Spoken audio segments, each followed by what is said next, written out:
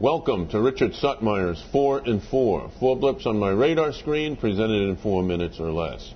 My first blip looks at the 1988 to 1992 FDIC Asset Contraction. From the end of the fourth quarter of 1988 to the end of the fourth quarter of 1992, total assets among FDIC-insured community and regional banks declined 4.2%.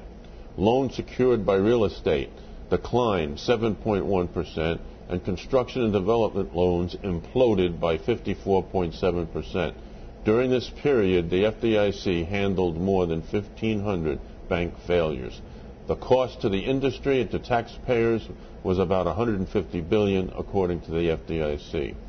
My second blip explains why things could get a lot worse between 2008 and 2012. Credit card debt was not a huge issue in the 1988 to 1992 period, but today this debt has surged to nearly $1 trillion. Non-current credit card debt increased to 2.38% from 1.93% year over year in Q1.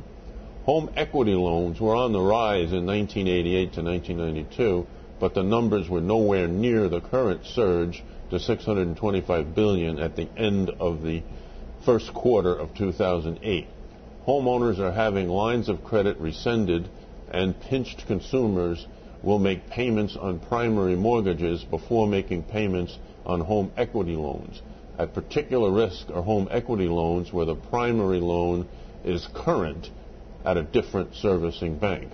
The primary mortgage server would have little interest in helping the holder of a second lien.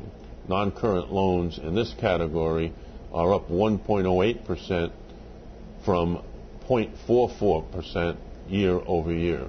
My third blip looks at the growth in construction and development loans and commercial loans. Commercial real estate loans, known on the FDIC quarterly banking profile as non-farm, non-residential, stand at $989 billion at the end of Q1. These are backed by rents from apartment buildings and office buildings and include some condos. These become vulnerable given reduced needs and canceled new projects for strip malls and small office buildings.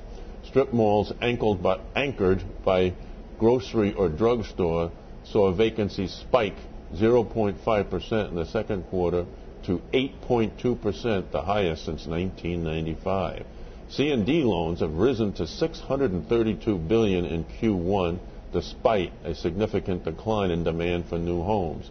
C&D loans represent 35% single-family homes, 65% multifamily and commercial, but this is 65%, also includes condos.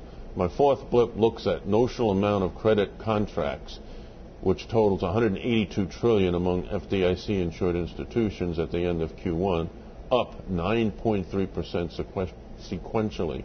This is why investment banks continue to find more bad loans. They just can't know what they don't know.